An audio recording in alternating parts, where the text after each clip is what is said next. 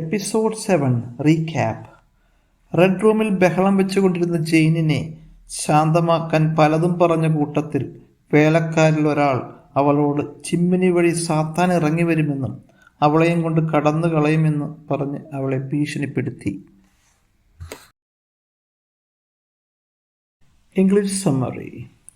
The servants went out after locking Jane in the red room. The red room always frightened them because Jane's uncle had died in there.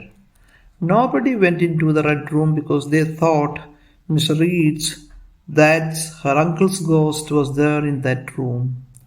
Soon it was night. She had no candle in the red room and it was cold and windy outside, and suddenly she saw a light. Thinking it was the ghost, she started screaming. Summary Malayalam. വേലക്കാരികൾ ജെയിനിനെ red റൂമിലാക്കി പൂട്ടിയതിനു ശേഷം ജെയിൻ്റെ ഭയം ഇരട്ടിച്ചു.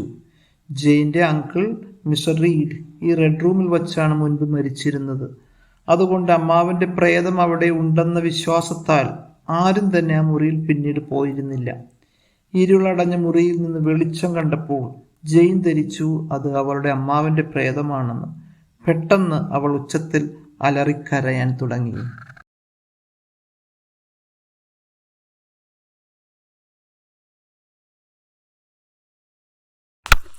Actual story. They went out after that. I heard the key turn in the lock. I was locked in the red room. And Jane red റൂമിൽ അടയ്ക്കപ്പെട്ടു. I was locked in the red room എന്നുള്ള passive voice ആണ്. ഇങ്ങനെ നമ്മൾ sentence പറയേണ്ട ഉദ്ദേശം തന്നെ അങ്ങനെ സംഭവിച്ചു. ഇവിടെ ആര് ചെയ്തു എന്നുള്ളതിന് പ്രസക്തിയില്ല, ആരാണ് ചെയ്യുന്നുള്ളത് അറിയണ്ട, അത് പറയാൻ ആഗ്രഹിക്കുന്നില്ല, അതിനിവിടെ പ്രസക്തവുമല്ല. അതേസമയം എനിക്ക് സംഭവിച്ച കാര്യമാണ് I was locked in the red room. ഞാൻ റെഡ് റൂമിൽ അടയ്ക്കപ്പെട്ടു. പാസീവ് വോയിസ് എന്നാണ് ഇതിനെ പറയണത്. ഇതിനെക്കുറിച്ച് മാത്രമായിട്ട് ലെസൺ പുറകെ വരും.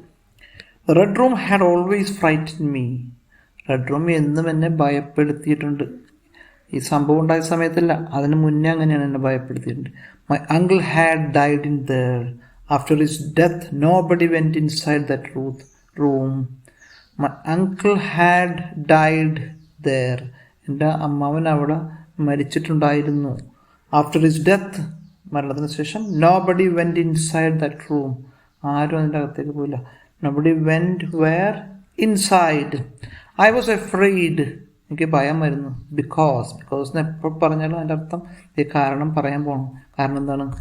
I feared his ghost. എനിക്ക് ഭയം വരുന്നു അദ്ദേഹത്തിൻ്റെ പ്രേതത്തിന്. I was afraid because I feared his ghost. The fear and the pain were too much for me. I wanted to die. നമ്മളെപ്പോഴും ടു മച്ചും വെരി മച്ചും തമ്മിൽ വ്യത്യാസമുണ്ട്. ടു മച്ച് എന്ന് പറഞ്ഞാൽ ക്രമത്തിൽ കൂടുതൽ, വെരി മച്ച് എന്ന് പറഞ്ഞാൽ ഒത്തിരി എന്നുള്ള അർത്ഥമുള്ളൂ. അത് പോസിറ്റീവുമാണ്.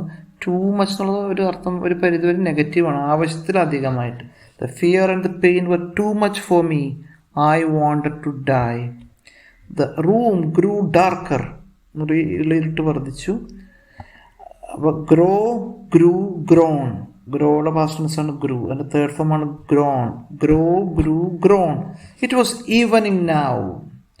Night must come soon and I had no candle. Night must come. വൈകുന്നേരം കഴിഞ്ഞാൽ പിന്നെ എന്താണ്? രാത്രിയാണ്. അപ്പോൾ നമ്മൾ അങ്ങനെയാണ്, ഇങ്ങനെ ആയിരിക്കണം എന്നൊക്കെ പറയാൻ നേരത്ത് ഉപയോഗിക്കുന്ന ഒരു മോഡൽ വെർബാണ് മസ്റ്റ്. മസ്റ്റ് എന്നുള്ളത് മോഡൽ വെർബ് തനിയെ നിൽക്കില്ല. മോഡൽ വെർബുകൾ ഒന്നും തനിയെ നിൽക്കില്ല. കം എന്ന വെർബിന് മുൻപ് സഹായത്തിന് കൊടുത്തേക്കാനാണ്. ഇനി വൈകാതെ തന്നെ എന്ത് വരും? രാത്രി വരും. സാഹചര്യങ്ങൾ വെച്ചിട്ടത് ഊഹിക്കാവുന്നതാണ് എൻ്റെ അർത്ഥം. Night must come soon and I had no candle. I could hear the wind. Could നമ്മൾ പറഞ്ഞ ഈ മോഡൽ വെർബുകളുടെ ഫാമിലി പെടുന്നതാണ്. Can, could, will, would, shall, should, may, might, ought. Ought മാത്രം പ്രത്യേകം ഞാൻ ഇതിനു മുമ്പ് പറഞ്ഞിരുന്നു. ഓട്ടിൻ്റെ കൂടെ ടു ഉണ്ടാവും. മറ്റ് മോഡൽ വെർബുകളുടെ കൂടെ ഒന്നും ടു ഇല്ല. I could here. എനിക്ക് കഴിയുമായിരുന്നു. I could hear the wind and the rain outside. പുറത്തുള്ള മഴയും കാറ്റൊക്കെ എനിക്ക് കേൾക്കാൻ കഴിയുമായിരുന്നു. ഐ ഗ്രൂ കോൾഡർ കോൾഡ് എന്ന് പറഞ്ഞാൽ തണുത്തത്. Colder, coldest. ഒന്ന് പോസിറ്റീവ്, ഒന്ന് കമ്പാരിറ്റീവ്, ഒന്ന് സൂപ്പർലേറ്റീവ്. കോൾഡ് തണുപ്പുള്ള, തണുത്ത. Cold, colder, coldest. My heart was heavy. My fears grew in the darkness. Grow, വളരുക. Grow, grew, grown. My fears grew in the darkness. Darkness. Dark plus NESS, ness, darkness. Darkness എന്ന് പറഞ്ഞാൽ ഇരുട്ട്.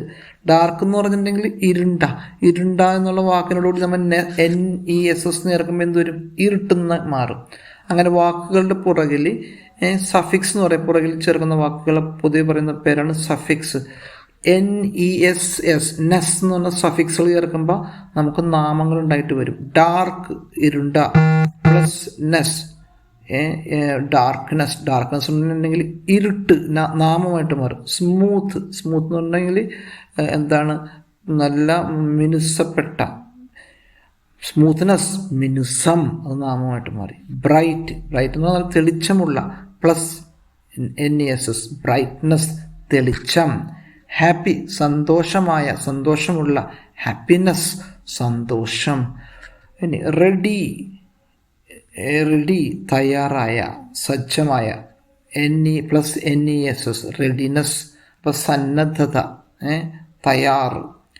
Kind plus NESS, kind എന്ന് പറഞ്ഞാൽ ദയുള്ള.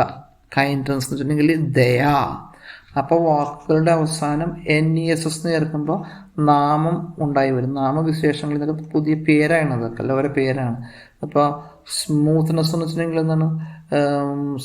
സ്മൂത്തായ, മൃദുത്വമുള്ള. Brightness, തെളിച്ചം. Happiness, സന്തോഷം. Readiness, സന്നദ്ധത. കൈൻഡ്നെസ്, ദയ. എല്ലാം നാമങ്ങളും ഉണ്ടായി വരും. Right. Suddenly I saw a light. പെട്ടെന്ന് ഞാനെന്ത് കണ്ടു? A light. Sudden plus LY, suddenly I saw a light. The ghost, it is the ghost, I thought. I screamed then. ഞാൻ അലറിക്കരയാൻ തുടങ്ങിയപ്പോൾ. Question and answer session. What did the servants do after locking Jane in the red room? Red റൂമിൽ ജെയിനെ ആക്കിയതിന് ശേഷം അവരുടെ servants എന്താണ് ചെയ്തത്? They went out. അതിനുശേഷം they went out. Who had died in the red room? Red റൂമിൽ ആരാണ് മരിച്ചിരുന്നത്? Her uncle had. Why didn't they go to red room? അവരെന്തുകൊണ്ട് റെഡ് റൂമിലേക്ക് പോയില്ല? Because they were scared of her uncle's ghost. Why did Jane want to die? എന്തുകൊണ്ടാണ് ജെയിൻ മരിക്കണമെന്ന് ആഗ്രഹിച്ചത്? The pain and fear were too much for her to bear. ഭയവും വേദനയൊക്കെ അവൾക്ക് താങ്ങാവുന്നതിൽ ഉപരിയായിരുന്നു. അതുകൊണ്ട് അവൾക്ക് മരിച്ചാൽ കൊള്ളുന്നുണ്ടായി. What were too much for Jane? Jain എന്താണ് അധികമായിട്ട് വന്നത്? The pain and fear. The pain and fear were.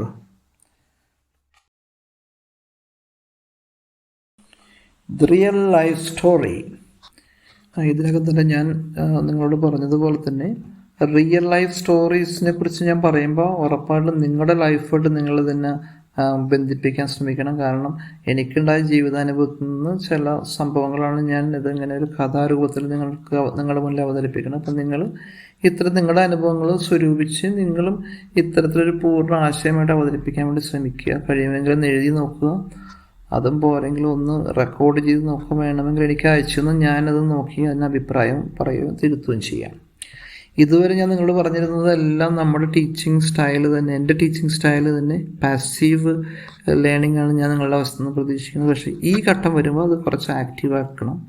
കാരണം നമ്മൾ മനസ്സുകൊണ്ട് ഇതിനൊരു ഒരുക്കം നടത്തി ഇതിന് പരിശ്രമം നടത്തുമ്പോഴാണ് നമ്മൾ സ്വാഭാവികമായിട്ടൊരു ആശയം പൂർണ്ണമായിട്ട് പറയാൻ പ്രാപ്തനാകുന്നത്. Okay. An event that my mother used to tell us. Just a few weeks after my mother's wedding, she had a guest at home, and it was none other than her husband's uncle. As it was lunchtime, she made him a quick meal, and moreover, she was an immature cook. She was only 19 years old. On such a short notice, the only possible special curry besides the usual ones was omelette. The lunch she served him, he had most happily, and when he was about to leave, he gave her a piece of advice. He said the omelette was salty, and he added, "Whenever you put salt, make sure the salt is of right quantity, and once it is too salty, you can't undo it at any rate. Whereas, even if the salt you add is inadequate, you will have the freedom and opportunity to add it to your liking any time later." From that day onwards, she said, she made no mistake with salt whenever she dealt with it. സത്യത്തിൽ ഈ കഥയിൽ അന്ന് ഈ പറയുന്ന അമ്മാവൻ, എൻ്റെ അമ്മയുടെ അമ്മാവൻ വന്നപ്പോൾ പറഞ്ഞ വാക്കുകളും കൂടി ഞാനിവിടെ പറയുവാണ്. കഥയുടെ രസത്തിന് വേണ്ടിയിട്ട്. അത് മലയാളത്തിലാണല്ലോ പറഞ്ഞത്, മലയാളിയാണല്ലോ, അത് വേറൊന്നുമല്ല. അദ്ദേഹം പറഞ്ഞിങ്ങനെയാണ്: ആശാരി നീട്ടിക്കാണും, മൂശാരി കുറുക്കി കാണും.